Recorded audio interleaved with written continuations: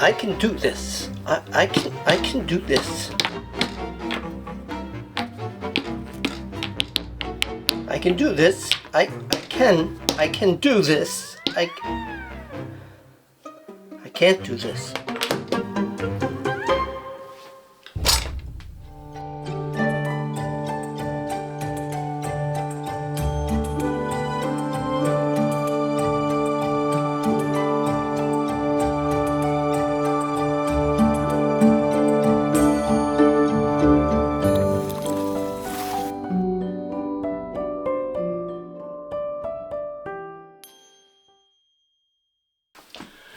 Hi there, everyone.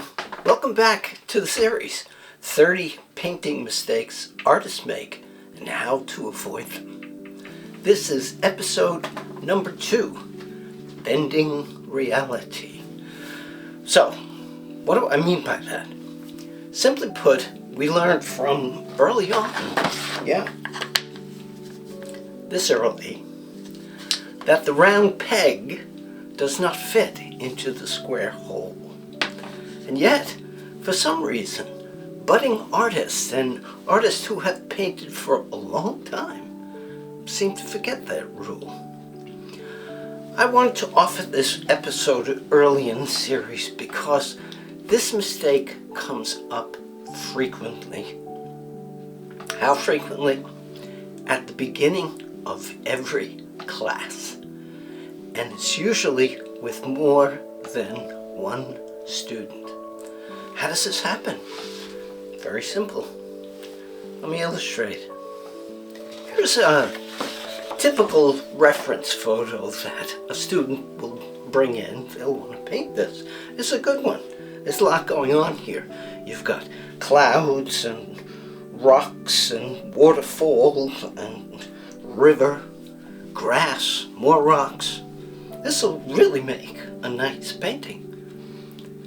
Inevitably, students will bring in a canvas such as this. Naturally, they'll want to include all of the elements in the reference photo. How do they do that? Well, they try to bend reality so that they get everything that's in this rectangular photo onto this square canvas. Well, predictably, the end result is that the painting looks wonky. You know, wonky? Yeah. Let me show you what I mean. Let's start with the photo I just showed you. Here is the original. It's a lovely photo.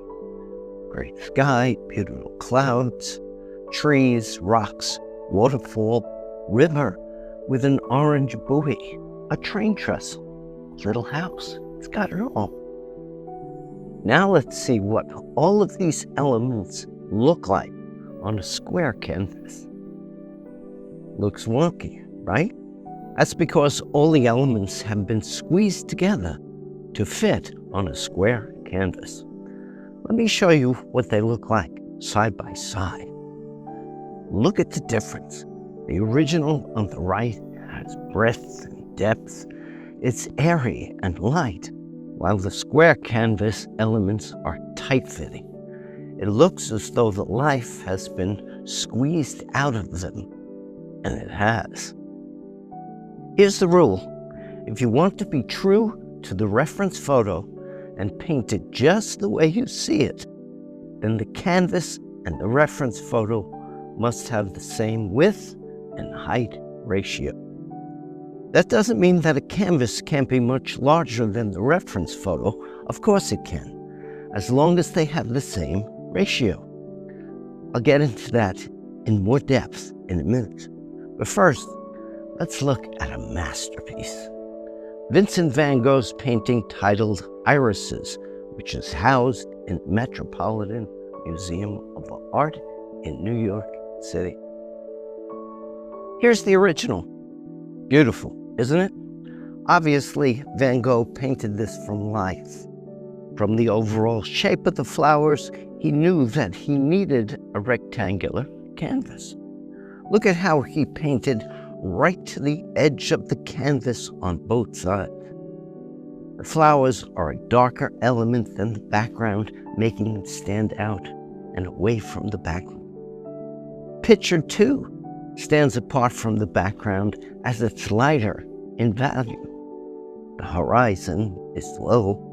The flowers are alive. But let's just suppose that when it came time to paint these flowers, Van Gogh only had a square canvas on hand. This is what the painting would have looked like. Again, quite a difference. Here they are, side by side. In the original on the left, the painting looks bright and airy. The flowers look alive. Not so on the right. It's weird, but doesn't it look like the flowers are dying? Look at the picture. To get all the elements on the canvas, Van Gogh would have had to paint the picture elongated, like a Modigliani neck on one of his portraits. Let me show you one more. This is my watercolor painting titled The Carousel of Life. It's painted on paper. The size of the painting is 10 inches by 8 inches. The reference photo and the paper that I painted this on had the same width, height ratio. Look at the beauty and flow of the horses, especially the one in the front. The round lights in the background look like they're burning bright. The foliage looks distant.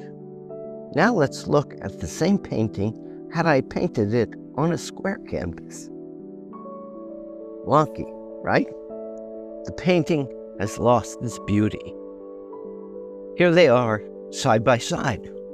The horses in the square painting look stunted. They're no longer flowing. The lights have lost their brightness, and the foliage looks flat and has moved forward.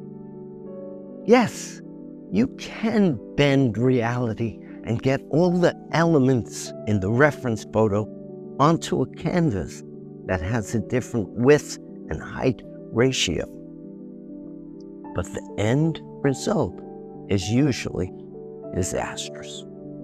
When a student shows me a painting that they're working on and having a tough time with, I can usually tell immediately that the reference photo and the canvas have two different width and height ratio. Hopefully, you can see the importance of maintaining the same height and width ratios for your canvas and photo. The question is, how do you do that? It's easy. All you need is this, a proportional scale. I must have been hungry. No, it doesn't come this way. Hey, I've got this over 40 years, and it's served me well many times. So, the proportional scale has two parts. It has an outer circle that remains stationary and a rotating center section. To adjust your ratios, you align the measurement of your original image on the inner circle with the desired size that you want on the outer circle. This allows you to accurately resize your reference photo. It sounds a lot more complicated than it is. It's actually very easy. Let me show you how it's done. Using a photo reference that I chose for you that has an unusual size, 11 inches by 7 inches. Okay, let's go. Okay, so here we are. As I said, this photo is 11 inches by 7 inches. Let's say you want to paint a 16-inch by 20-inch painting. That's a great size for painting.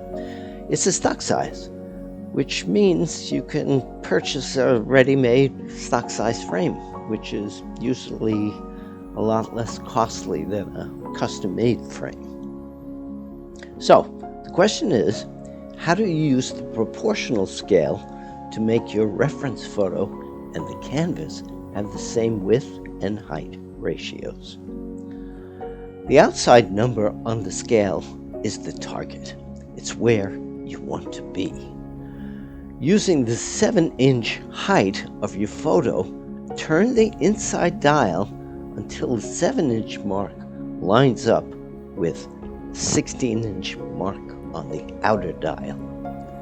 Now look over at the 20-inch mark on the outer ring, and you will see that it lines up perfectly to 8 3/4 inches. So now you know that in order to have the same ratio between your reference material and your canvas of 16 by 20 inches, you have to adjust your reference photo to 7 inches by 8 3/4 inches. Here is the adjusted photo. But let's say you want to paint a larger canvas, 24 by 30 inches, for example. By moving the 7 inches on the inside dial to 24 inches on the outside dial, you'll see that the 30 inches on the outer dial once again lines up to 8 3/4 inches. The 24 by 30 inch canvas requires the same 7 by 8 3/4 inch reference photo ratio. If you want to paint a square canvas, it's easy to adjust your reference photo. Just make sure it's square. Doesn't matter the size. If it's square, the ratios will be the same as your square canvas, no matter how big or small that canvas is. Well, that does it for this episode. I'll leave a link in the description below for the proportional scale that I use. Next time, in episode 3, we'll delve into what I like to call tool rules, which means we'll talk about your painting tools and the tool rules you must follow to keep your tools healthy so that you can paint like a professional. You won't want to miss that. So please, if you have any questions, get in touch, leave comments, like and share the video, and please do subscribe. It helps the channel. Till the next time, happy painting.